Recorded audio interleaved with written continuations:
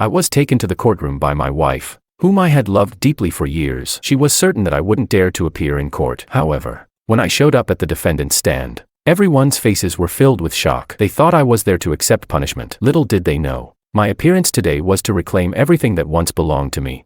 Chapter 1. Before the trial began, the judge solemnly inquired, "Plaintiff and defendant, are you aware of the outcome of this trial? If the plaintiff loses, all assets will belong to the defendant, and you will be sentenced to." Before the judge could finish his sentence, someone interrupted him. "If the defendant loses, he will be sentenced to life imprisonment without the possibility of bail." Christiana looked at me with a fierce gaze, her expression full of disgust, as if she didn't recognize me, the person who had been her close companion for so many years. Sitting beside her, arrogantly holding her shoulder like a husband, was Ezekiel. He looked at me with a defiant and provocative expression. The judge looked at me again. Before he could speak, I lifted my chin, my expression resolute, and loudly declared, "Let the trial begin." The gavel struck the table, and the trial officially commenced. Chapter 2. Christiana's first charge against me was that I had abandoned my parents and failed to fulfill my filial obligations. The staff turned on the projector, displaying the specific accusations related to this charge on the big screen. Meanwhile, another screen was streaming live comments from tens of thousands of netizens.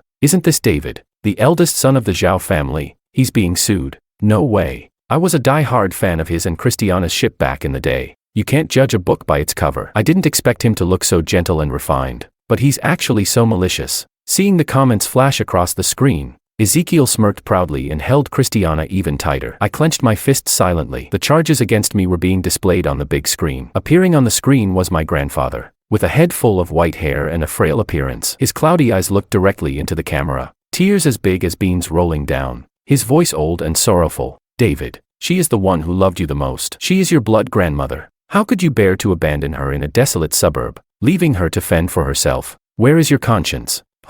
Chapter 3. The jury erupted in murmurs. Christiana clenched her hands tightly on the table, her face etched with pain. Ezekiel gently patted her shoulder, soothing her with a soft voice. While everyone was distracted, he subtly lifted one corner of his mouth and flaunted the ring on his finger, showing off his dominance towards me. I sneered. "He's still smiling. Truly a heartless scoundrel. People like him deserve to die. Life imprisonment. He should be sentenced to death immediately."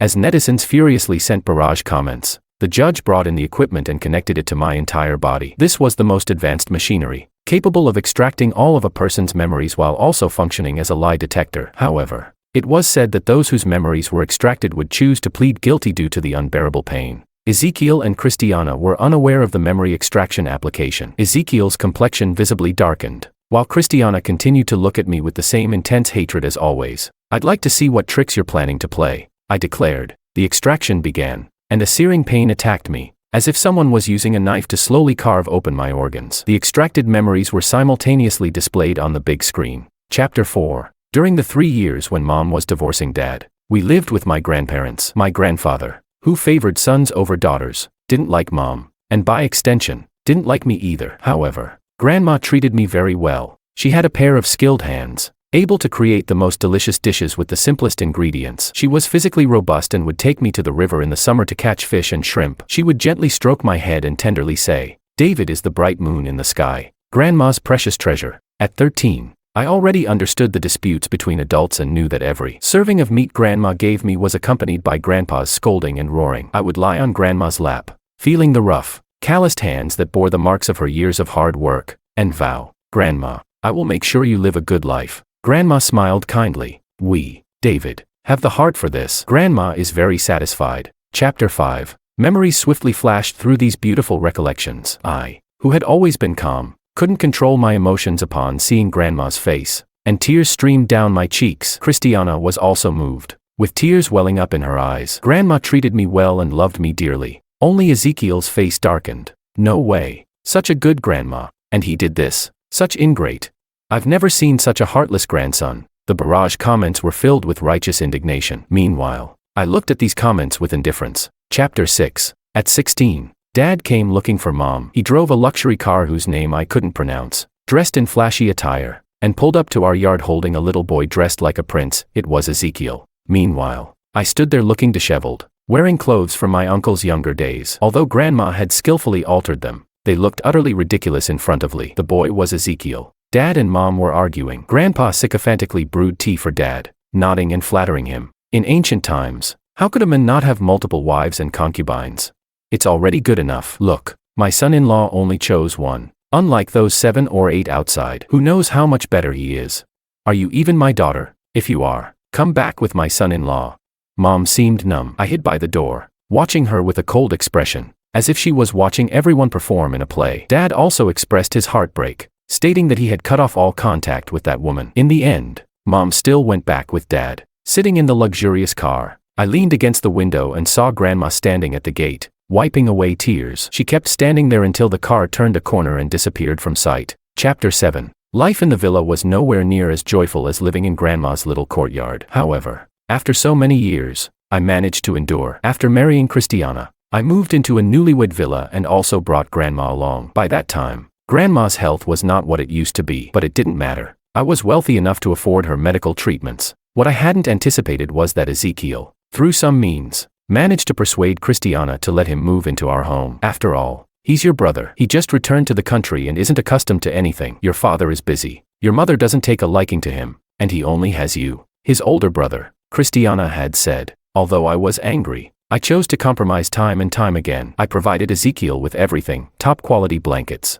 carpets, a study desk, and a computer. But he dismissed all of it. He walked around the villa, stood in our bedroom with Christiana, and smiled, saying, "I think this room is the best." I was stunned. The room still had our wedding photos hanging inside. He couldn't possibly not recognize what room this was. Suddenly, Grandma appeared, pointing at Ezekiel, and angrily commanded, "Get out. This is David's home." Ezekiel was startled, frowning at Grandma with an unpleasant expression. "What right do you have to speak here, you servant?" Grandma wasn't angry because of Ezekiel's misunderstanding. She stepped forward and forcefully pushed Ezekiel out the door. "Get out." I supported Grandma and looked at Ezekiel, saying, "She's not a servant. She's my grandmother." At that moment, Christiana returned. Unaware of the situation, she stood at the staircase entrance and asked, confused, "What's going on?" Ezekiel immediately turned to Christiana. Just moments ago, his face was full of disgust and impatience, but it instantly became humble. "Christiana, I'm sorry. I mistakenly thought Grandma was a servant and made your brother angry. He told me to leave. I'll go now."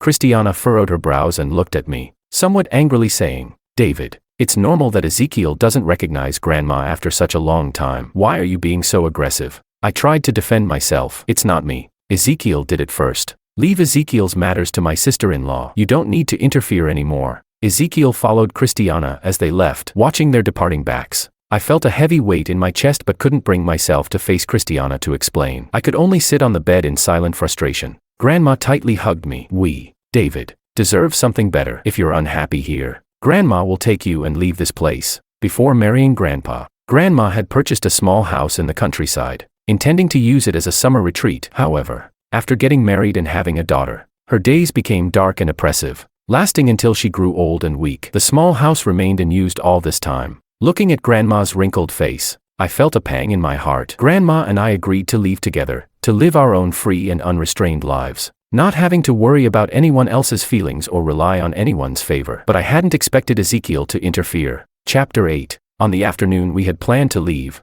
I returned home from work to find Grandma missing. I searched the entire villa and questioned every servant, only to discover that Ezekiel had taken Grandma out early in the morning. Feeling uneasy, I hurriedly called Christiana, but her phone kept showing as busy. With no other options, I tried calling Ezekiel. To my surprise, he answered immediately and asked me to meet him at a cafe. At the cafe, Ezekiel greeted me with a smile. "Didn't Grandma want to leave? I've already sent her away. No need to thank me too much." A bad feeling grew in my heart. "Where did you take Grandma?" Ezekiel looked relaxed. "We drove for over an hour. There was no one around, and I don't know where she is now." I couldn't believe it. He had abandoned Grandma in a desolate area. Consumed by anger, I stood up, grabbed Ezekiel by the collar, and punched him. Ignoring Ezekiel falling to the ground, I rushed out in a panic. I didn't find Grandma until midnight. In a deserted suburb, inside an abandoned factory, Grandma was leaning against the wall, curled up as if she were merely asleep. The cold winter night was a death sentence for an elderly person already suffering from a severe illness. Grandma had left. Chapter 9. What I hadn't anticipated was that when I returned home,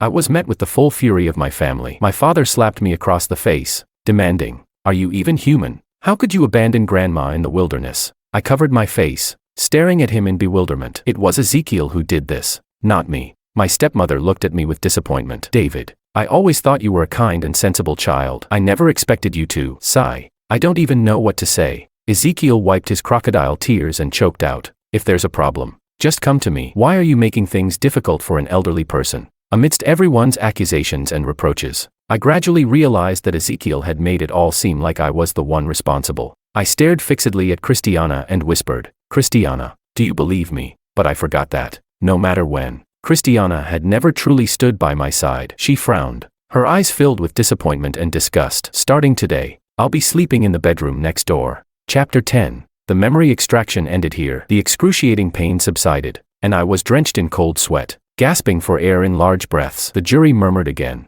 whispering among themselves and frequently glancing toward Ezekiel. The barrage comments couldn't stay still either, frantically flooding the screen. Seen shameless people before, but never this shameless. First time seeing such a despicable man. Truly a heartless scoundrel. He deserves life imprisonment. Ezekiel's face had turned unpleasant, and he released his hold on Christiana's shoulder. Christiana furrowed her brows, her expression shocked as she stared at the screen. However, the judge didn't give everyone time to recover. Second charge, narrow-mindedness, physically assaulting others resulting in injury, and lifetime infertility. Ezekiel looked sorrowful as he sat alone on the rooftop. Suddenly, I emerged from behind, grabbed his collar, and began to punch him. Panicking, he turned and started fighting back. During the scuffle, Ezekiel slipped, desperately grabbing my hand, and both of us fell from the high building. The scene flickered to a hospital. A doctor shook his head regretfully, saying, "This accident has injured Ezekiel's lower body, which may result in lifetime infertility." Ezekiel lay on the hospital bed with a pale face, looking sorrowful and red-eyed. Despite the pain, Christiana held him tenderly, whispering comforting words. The two of them embraced like a married couple, dressed in a patient gown. I stood at the doorway of the hospital room, staring blankly. No wonder Christiana doesn't like him. Who would love such a heartless, trashy person? What grudges? What resentments? He harmed someone and he's his own brother. This is directly cutting off his lineage. So malicious.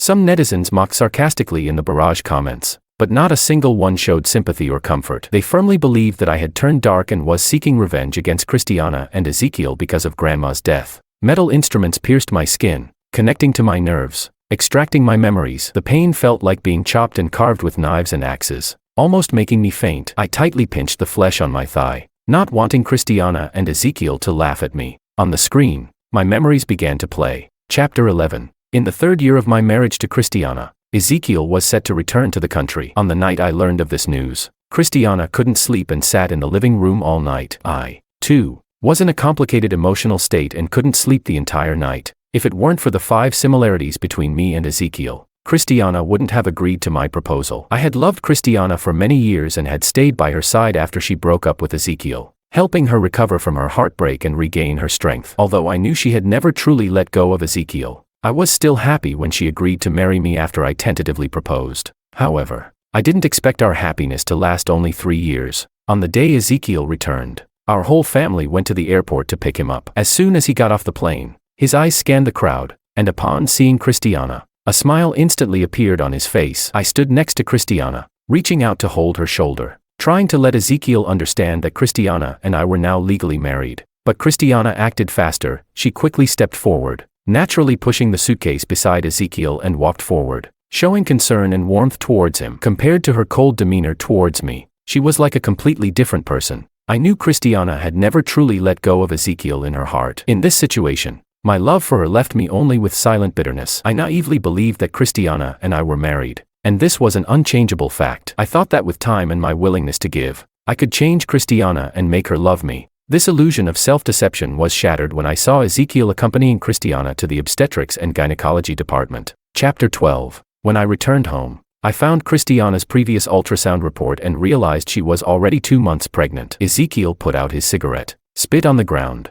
and looked at me with a somewhat contemptuous gaze. "You discovered it quite late, didn't you?" "Actually, the child in Christiana's womb was already there on the night I returned to the country. See, David, even though you and Christiana are legally married, she still couldn't resist coming to me. But it doesn't matter. As a brother, I won't hold it against you. Once my son is born, you can be his bodyguard. The heirs of the Zhao and Li families aren't just any ordinary people." I felt a surge of anger rising within me. My hand, hanging by my side, gradually clenched into a fist. I couldn't understand why Christiana would betray me. Seeing Ezekiel about to leave, I lost my composure and grabbed his hand tightly. "What do you mean? Christiana couldn't have cheated on me." Ezekiel disdainfully shook off my hand, pulled out a tissue, and disgustedly wiped the spot on Lee's side that I had touched. What do you mean? Isn't it clearly written?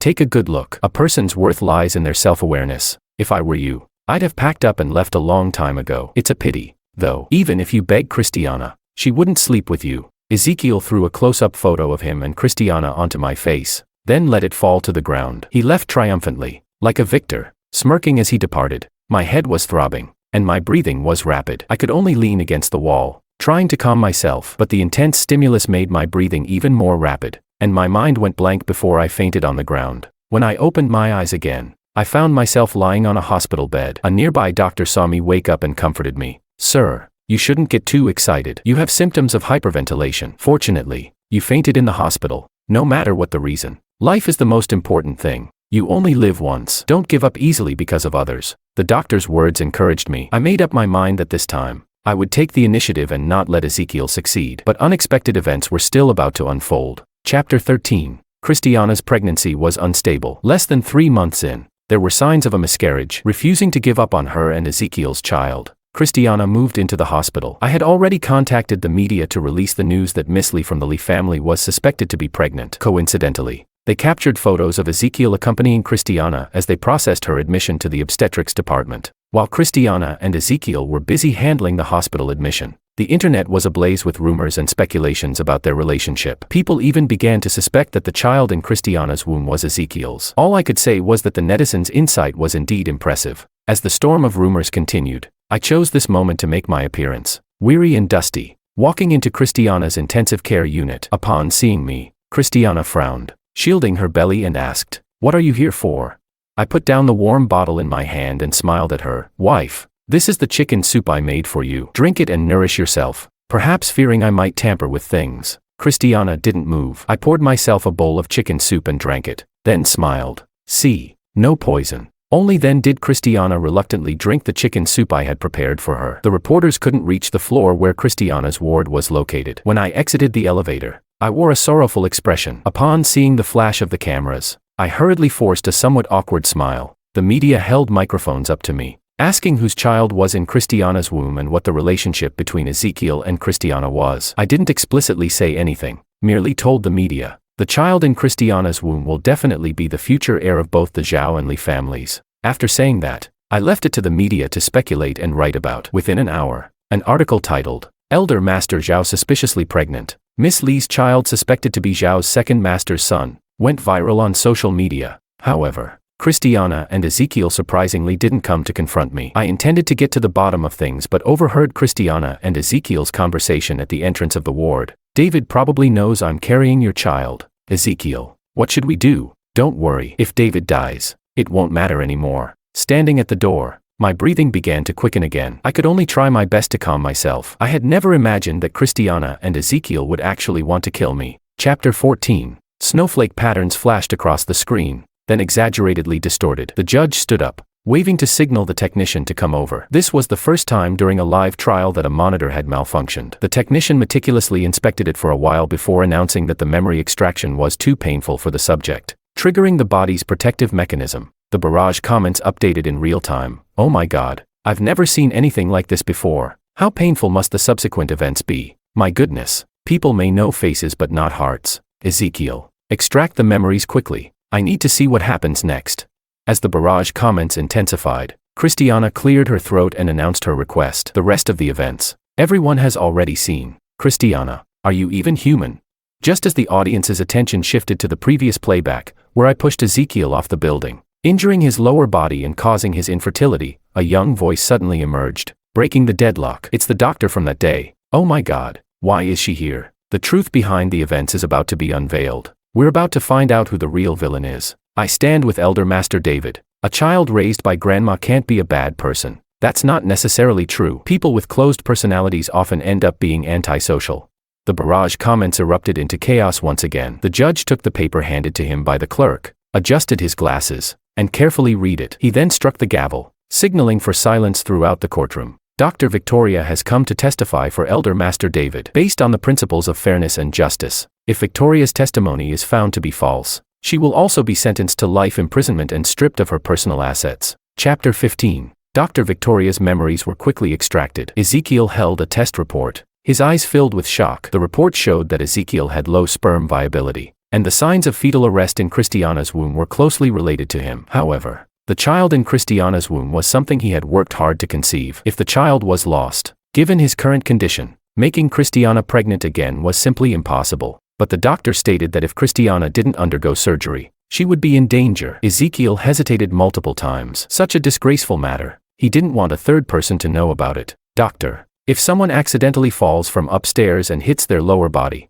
would that cause infertility for me? I didn't expect Ezekiel to be so ruthless. Victoria's expression was somewhat conflicted. Mr. Zhao, you only have oligospermia, which is treatable. There's no need to harm yourself like this. Victoria was Christiana's consultant doctor, and this hospital was also run by the Li family. She had seen many of these high society intrigues, but she chose not to expose them. Spare him, Mr. Zhao, Victoria carefully advised Ezekiel. Even if Miss Christiana can't keep the baby, as long as you receive proper treatment, you can still have children in the future. What do you know? Ezekiel glared at Victoria, his eyes filled with madness. I never imagined Christiana would marry David. I proposed to her so many times. She never accepted, but she agreed to that fool David. I don't know if it was the old thing that had a conscience, but in the will, you gave David an extra 15% stake, plus the 10% he already had. He has more than me. If I hadn't tightened my grip on Christiana to make her divorce David, do you think I'd still have the time to sit here and talk to you?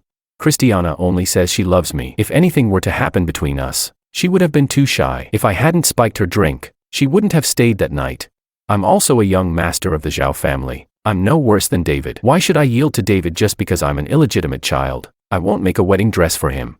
Ezekiel vented all his frustrations, furiously putting on his coat and leaving the reception room. The scene shifted to my hospital room. I was dressed in a patient gown, pale-faced, my mind filled with the image of Ezekiel dragging me down the stairs. He had clearly intended for me to die. If I hadn't been cushioned by the rain shelter when we fell, I don't think I would have only broken a few ribs. Meanwhile, I hadn't noticed Victoria entering to check my medical records, urging the nurse to take good care of me. Chapter 16. Later, Ezekiel was diagnosed with severe lower body injuries, resulting in lifetime infertility. A few days later, on a deep night, I was ambushed in an alley and stabbed in the abdomen. If it weren't for my aunt passing by and calling an ambulance, I might have died. The emergency room light stayed on all night, and I finally escaped danger, while Ezekiel was surrounded by people in the hospital, being comforted and accompanied. I lay alone on the hospital bed, enduring the pain from my stab wound. I hadn't been discharged yet and hadn't recovered from the fact that Ezekiel and Christiana had hired someone to stab me. New blows followed swiftly. I received a summons to be taken to the lifetime court by Christiana and Ezekiel. Just a single summons seemed completely inadequate to help Christiana's true love vent her rage. The next day, several enterprises under the Zhao family filed a lawsuit against me in the commercial court, accusing me of abusing my company authority and leaking trade secrets. On the third day, the Li family's enterprises also sued me for losing public trust, causing Li's stock to plummet, and claiming that I needed to take responsibility. On the fourth day, a vibrant red invitation stood out conspicuously inside a white summons. Struggling to get up and confront Christiana and Ezekiel, I ignored my weakened body and fell to the ground, tearing my already unhealed wound once more. In my state of low spirits, Victoria arrived. Oh my God, the infighting within wealthy families is truly inhumane. Sometimes, not having money is a kind of happiness. While the barrage comments lamented the ruthless internal battles of wealthy families, Victoria's image flashed rapidly on the screen. Unable to tolerate Ezekiel and Christiana's actions, her conscience unblemished, she chose to help me fight the lawsuits. Due to her poor health, Victoria assisted me in collecting many documents. We often discussed matters late into the night. These actions became Christiana's third charge against me, having an affair with the family doctor, framing Christiana, and causing the lovesick Christiana to almost consider suicide. Fortunately, Victoria was a step ahead, anticipating Christiana's accusations. As a result, we never discussed matters alone. From outside, only our two figures could be seen sitting together behind the drawn curtains, but the surveillance inside clearly showed a busy room full of people. By this point, Christiana's face was already extremely unpleasant. Ezekiel, who had thought he was certain of driving me into hell, dared not speak ill of me any more upon seeing this situation. Chapter 17. Christiana, enraged, stood up from the plaintiff's seat and threw a stack of photos and several ultrasound reports in front of me. I almost forgot that half a year ago, I had accompanied my cousin, who had been treated well by grandma except for my grandfather, to her prenatal checkup. She had been deceived by her ex-boyfriend and lost her virginity. Initially, she wanted to abort the child, but the doctor said she had difficulty conceiving, and if she aborted the child, It would be very hard for her to have children in the future, so she decided to keep it. However, she didn't dare tell anyone except me, her cousin. I accompanied her to the prenatal checkup, but I didn't expect that Christiana had already hired someone to follow me, trying to capture evidence of my affair. Fortunately, after Ezekiel returned, he forced me and her to divorce. Half a year ago, David accompanied a woman to a prenatal checkup. Now, this child is almost a month old, and I've been sleeping separately from him for almost a year. If I lost the lawsuit, as the main plaintiff, Christiana would also be sentenced to lifetime imprisonment, an outcome he couldn't accept. Moreover, my uterus is malformed. Otherwise, I would have been pregnant with David's child long ago. For her own benefit, Christiana revealed a secret she intended to hide for a lifetime. It seemed that the signs of fetal arrest in her and Ezekiel's child were not only because Ezekiel had oligospermia but also because of her uterine malformation. Ridiculous. In her youth, Christiana had been taken by her mother to see a doctor due to irregular menstrual periods. She knew her uterus was malformed, but neither Christiana nor her mother dared to speak up, especially since Christiana was the only heir of the Lee family. Additionally, Christiana was designated by her grandfather as the future heir. If the Lee family found out that Christiana couldn't bear children, they might find a suitable heir outside, justifying Lee's father to seek a son from elsewhere. Lee's mother was unwilling to give up the hard-earned wealth. After all, her uterine malformation hadn't affected Christiana's normal life. Once Christiana fully obtained the Lee family's inheritance rights, she could undergo treatment without delay. However, this was postponed until now. Therefore, she was unwilling to marry Ezekiel for this reason. So, she was unwilling to give up the child she had worked so hard to conceive.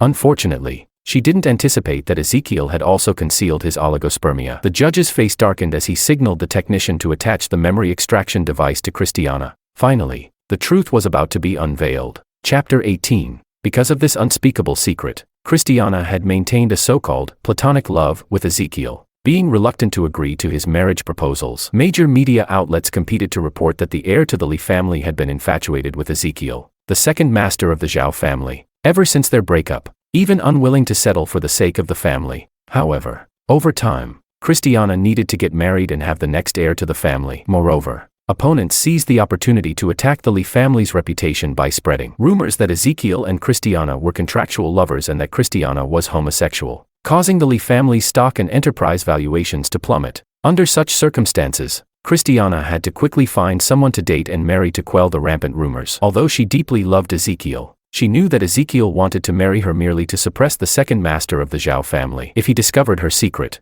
he would probably abandon her and expose everything. Extremely ridiculous. Christiana, who found everyone else disagreeable, was infatuated with Ezekiel to the point of being love-struck. She couldn't reveal her own secret and could only watch her beloved fly away, too afraid to stop him. Under these conditions, Christiana set her sights on me, who had always loved her silently. I will never forget the day she proposed to me. It was a lazy afternoon. I had just woken up and went downstairs to see Christiana sitting in my living room. At that time, Grandma was still alive. Her eyes sparkled, and she smiled at me, taking my hand and shyly kissing my cheek. She told Grandma that she had liked me for a long time and wanted to walk hand in hand with me through the days to come. The afternoon sunlight filtered through the tall camphor tree leaves outside the window, scattering golden spots that made her look as beautiful as an angel. Her eyes were lovely peach blossom eyes, filled entirely with me. The days that followed were just as the memory extraction device replayed. After marriage, I was always the one giving, loving deeply, but in return, I faced betrayal and harm. Chapter 19. That girl isn't David's lover. She's his cousin. And the child isn't his either. It's his cousin's and her ex-boyfriend's. Victoria broke the silence, throwing out a paternity test report that showed the child had no blood relation to me and that there was a 99.9% probability the child was biologically hers and her cousin's. Victoria's father was the consultant doctor for the Lee family, dedicating his life to serving them. Victoria and Christiana had been childhood playmates. Originally, when Christiana discovered her uterine malformation, she didn't think much of it. It was only her mother occasionally whispering in her ear that made her feel like she was truly irreparably malformed. Over time, her psyche became distorted. This psychological distortion completely erupted after she fell in love with Ezekiel. She wanted to hold on to Ezekiel but knew she had difficulty conceiving. First, she begged Victoria to bear a child for Ezekiel in her place, but Victoria firmly refused. Later, she decided to drug both Victoria and Ezekiel, confining them to a room to force them into intimacy. When Victoria came to her senses, she was devastated and wanted to report Christiana and Ezekiel for drugging and raping her. However, Christiana threatened Victoria by involving her hospitalized father, demanding that Victoria bear Ezekiel's child on her behalf. Victoria's father had been a doctor all his life and, after retiring, developed severe bipolar dementia, requiring 24-hour care. The exorbitant medical expenses burdened young Victoria, who had just graduated from medical school and had no job. Her family's lifetime savings were all spent on her father's treatment. Watching her elderly father lying in bed, Victoria chose to silently endure the humiliation. After several years bedridden, her father passed away, and Victoria originally thought she could finally leave the despicable Lee family. But Christiana recorded videos of her and Ezekiel in bed to blackmail her. Even if Ezekiel left, Christiana forbade Victoria from leaving. Christiana claimed that since she was already malformed, the Lee family's future heirs would still have to come from Victoria's womb. Thus, Victoria lived numbly day after day, waiting for a moment to take down Christiana. This included spreading rumors that Christiana was homosexual. Unfortunately, Christiana quickly married me, making such rumors collapse on their own. Victoria lay in wait and finally seized the opportunity when Ezekiel returned to the country. She wanted to kill the men who had raped her, but more importantly, she aimed to take down both Ezekiel and Christiana. She had been constantly encouraging Ezekiel, telling him that he must ensure Christiana conceived a child with blood from both the Zhao and Li families to legitimately win the power struggle within the wealthy clans. In reality, Christiana had already undergone surgery to cure her uterine malformation. Being a generational consultant doctor and coupled with Christiana's previous car accident, no one knew the truth. She had also instructed the family chef that Christiana, upon discharge, was physically weak and needed to focus on her diet for recovery. The chef dared not say anything. Hidden deep within, Christiana took bowl after bowl of fertility-enhancing drugs. Besides the fertility drugs, Victoria retaliated by giving Christiana and her bodyguard other medications to induce labor and keep them confined together. Christiana hadn't fully recovered from surgery and forcibly tried to have a child, but the child couldn't be kept. As for Ezekiel, he was merely a pawn in Victoria's plan. To ensure my plan was foolproof, after you underwent the pregnancy termination surgery, I tested the blood relation of the child in your womb, Victoria calmly explained while holding the memory extraction device, feeling satisfied for finally getting her revenge. In simple terms, the child in your womb is indeed your child. Victoria suddenly sat up, staring intently at Christiana. But the father of the child isn't Ezekiel, nor is it David, but the bodyguard next to you. I suggest you take a look at the explicit screenshots of you and your bodyguard on social media before they get blocked. Victoria's words drifted through the courtroom like a ghost, sending chills down people's spines and leaving their faces pale. With no one speaking for a long time, the matter was finally concluded. Christiana and Ezekiel became despised outcasts, and I was set to restart my life,